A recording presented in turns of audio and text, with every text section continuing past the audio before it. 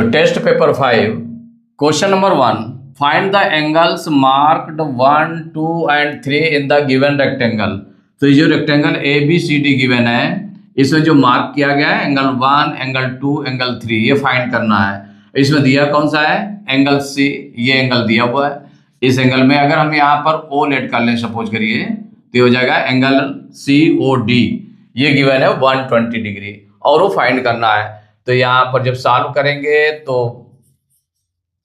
क्या चीज फाइंड करना है वो, और गिवन क्या है इसमें? Angle COD. Angle COD equal है 120 डिग्री। ये गिवन है।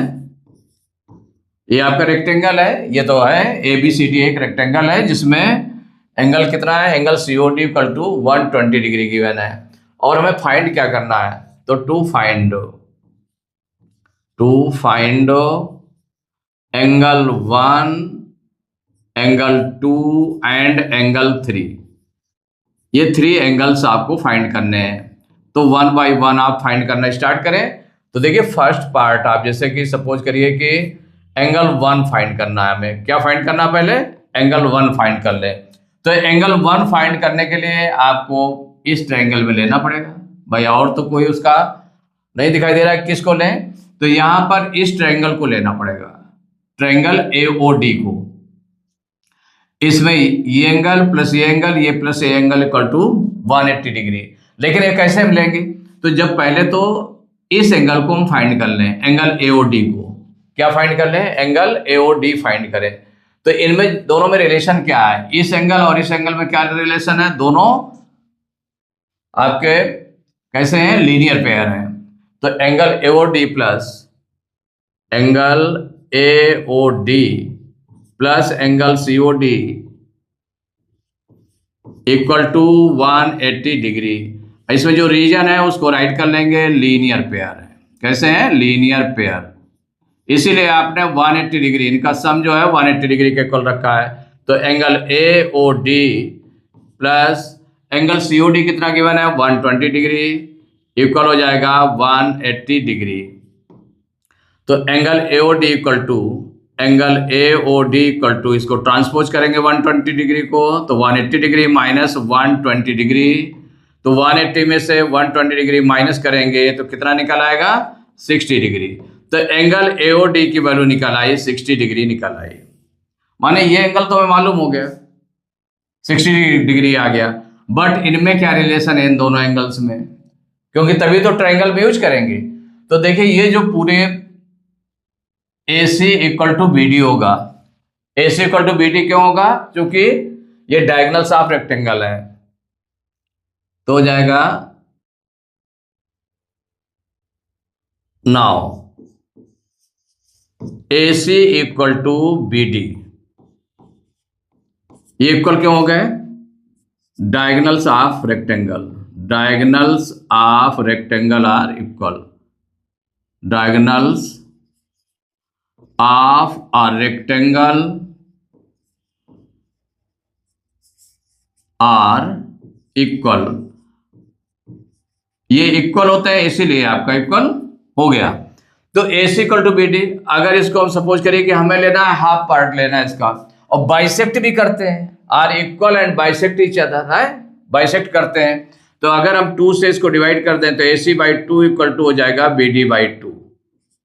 BD बाई 2 दोनों तरफ डिवाइड करेंगे तो डिवाइडिंग बाई 2 बोथ साइड्स। अगर सेम नंबर से दोनों साइड डिवाइड कर दें तो कोई भी दोनों साइड तब भी इक्वल बने रहते हैं, तो डिवाइडिंग बाई 2। अब AC बाई 2 को हम क्या राइट कर सकते हैं? तो पूरे का हाफ क्या हो जाएगा? OA हो जाएगा। OA equal to BD by 2 कितना हो जाएगा? BD बाई 2 ये हो जाएगा OD। माने इसमें अब क्या? तो diagonals of rectangle, diagonals of rectangles, diagonals of rectangle bisect each other. इसीलिए तो दोनों rectangle bisect each other, equal भी होते हैं और बाइसेक्ट भी करते हैं। Bisect each other.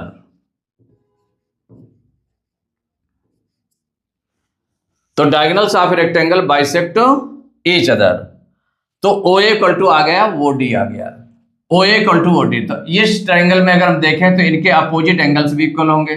तो ओ ए का अपोजिट एंगल क्या है, एंगल 1 है, और इसका एंगल ये, तो यहां पर हो जाएगा ओ ए का अपोजिट एंगल कौन सा है, ये ओ डी ए हम कह सकते हैं। तो एंगल ओ डी ए, तो देयरफॉर हो जाएगा angle O D A equal हो जाएगा एंगल ओ डी ए, और इसका अपोजिट एंगल कौन सा है, ओ ए का, ओ ए का अपोजिट एंगल हो गया, ये एंगल हो गया एंगल ओ डी ए, और ओ डी का अपोजिट एंगल कौन सा है, angle O A D, equal angle हो जाएगा ओ ए डी। ये हो जाएगा क्यों, opposite angles of equal sides, opposite angles of equal sides of a triangle, equal sides of a triangle, इसीलिए तो इक्वल हो गए दोनों। अब इसके बाद में देखिए एंगल ओडीए, इसको हम, ये आपने इतना निकाल लिया, निकालने के बाद में अब ट्रायंगल ले लें। तो इन ट्रायंगल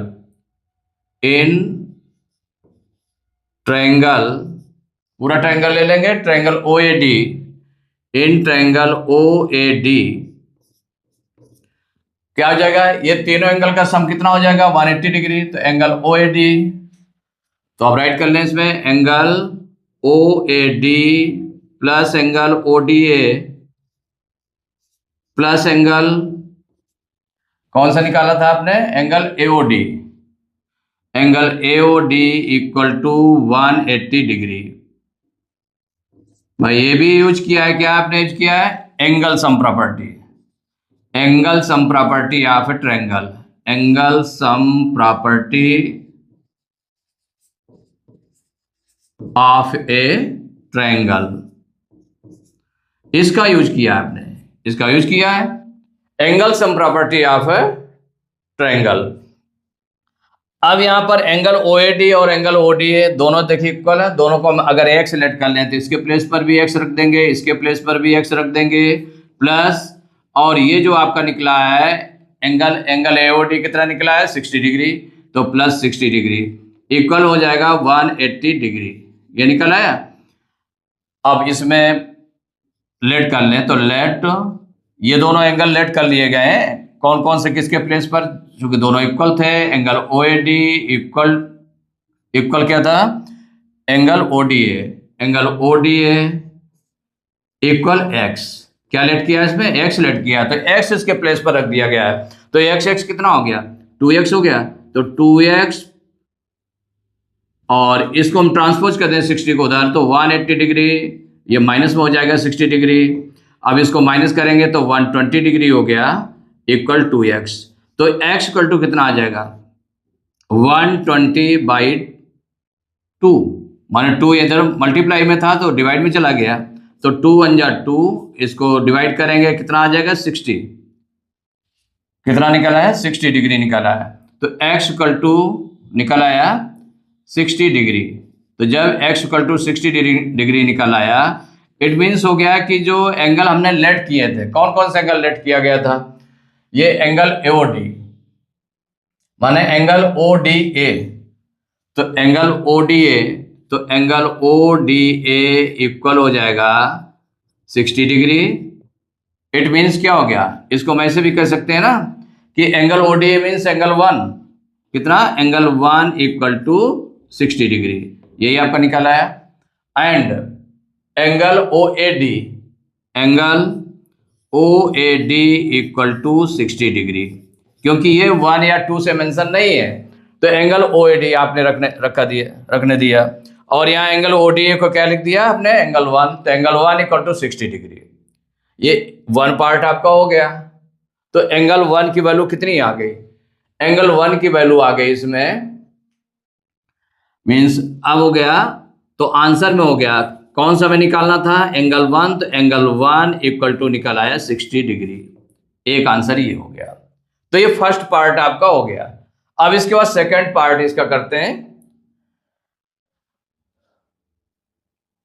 देखिए इसी के आगे सेकंड पार्ट, तो सेकंड पार्ट के लिए यहां से स्टार्ट करते हैं। फर्स्ट पार्ट का आंसर आ गया। अब सेकंड पार्ट में हमको क्या निकालना है? एंगल 2 की वैल्यू निकालनी है। एंगल 2 की वैल्यू निकालनी है। तो एंगल 2 देखें कहां पर है?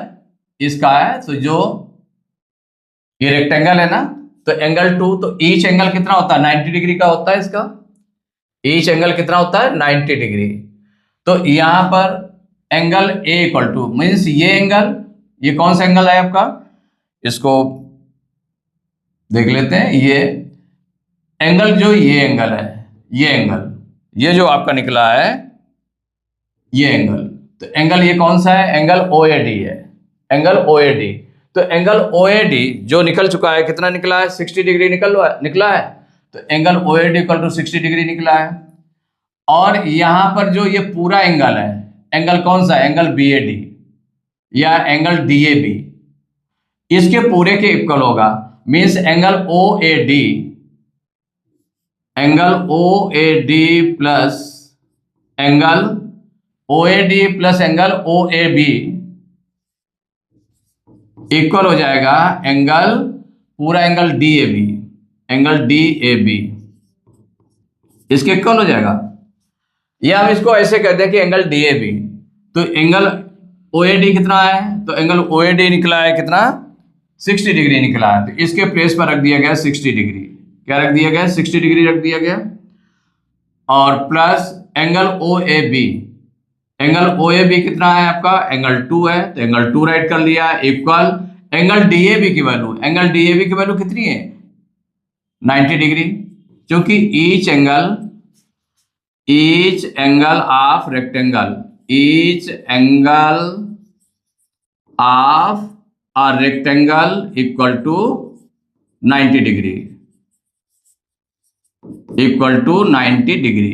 तो 90 डिग्री होता है, इसीलिए आपने 90 डिग्री के इक्वल रख दिया। तो एंगल 2 की वैल्यू कितनी निकल आएगी?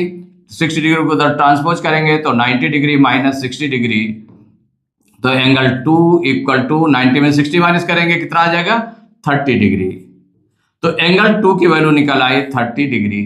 यही आंसर हो गया आपका। तो एंगल 2 जो निकालना था, एंगल 2 निकाला है। अब आपको निकालना है एंगल 3। तो देखिए थर्ड पार्ट है, एंगल 3 आपको वैल्यू निकालनी है। एंगल 3 की वैल्यू निकालनी है।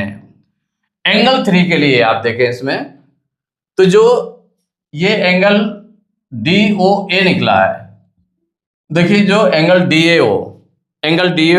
DAO या एंगल OAD जिसको कहें, एंगल OAD जो निकला है, इसमें और एंगल 3 में क्या रिलेशन है?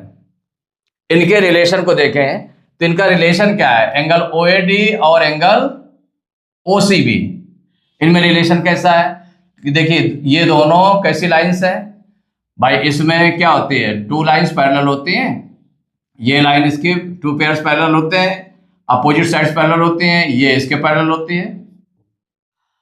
तो इसमें हम कौन सा देखें कि किसके कौन पैरेलल है? तो ये एंगल जो बन रहा है, तो इसका मतलब ये और ये पैरेलल लाइन ले लें। तो सिंस कौन सी?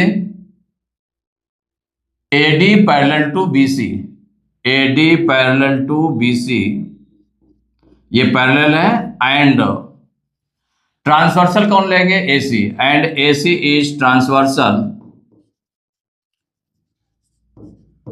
AC is transversal. तो देयरफॉर क्या हो जाएगा? तो जब ट्रांसवर्सल है तो ये एंगल इसके इक्वल हो जाएगा। तो angle OAD equal to angle OAD equal हो जाएगा एंगल किसके? OCB, इसके इक्वल हो जाएगा। ये कैसे हो गए? अल्टरनेट इंटीरियर एंगल्स, माने इनको इक्वल क्यों रखा? अल्टरनेट इंटीरियर एंगल्स, इसीलिए तो इक्वल हुए। तो अब एंगल OAD, तो एंगल OAD की वैल्यू गिवन है। इसमें कितने गिवन है? एंगल OAD ये निकाल चुके हैं आप 60 डिग्री। कितना निकाल चुके हैं? 60 डिग्री। तो 60 degree equal to angle OCB की वैल्यू क्या है आपकी? एंगल 3 है। इट मीन्स हो गया एंगल 3 इक्वल टू 60 डिग्री। ये आपका निकल आया आंसर। तो ये 3 आंसर्स हो गए आपके। अब यहां पर आंसर आप डाल सकते हैं इनको मिला करके।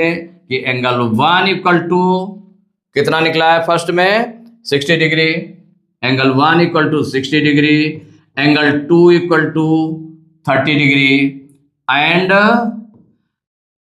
एंगल 3 इक्वल टू 60 डिग्री, ये निकला है। अब यहां पर हमारा कौन सा यूज हुआ है, देखिए एंगल 2 में कौन सा यूज हुआ था, एंगल OAD। एंगल OAD की जो पहले वैल्यू फर्स्ट पार्ट में हम निकाल चुके हैं उसी का यूज हुआ था। यहां पर गिवन क्या है आपका, यहां पर गिवन है, गिवन वाला पार्ट लिख देंगे angle OAD, angle OAD equal to 60 degree, angle OAD equal to 60 degree, माने ये आपका ऑलरेडी फाइंड कर चुके हैं ना। गिवन लिख दें या फाइंड लिख दें, इसमें गिवन नहीं लिखेंगे बल्कि कर देगा ऑलरेडी फाइंड,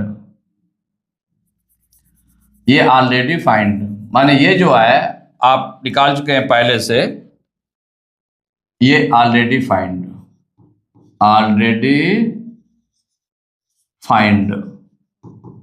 ये फाइंड कर चुके हैं आप। और इसमें भी आपका जो यूज हुआ है कौन सा है, एंगल OAD यूज हुआ है, तो ऑलरेडी फाइंड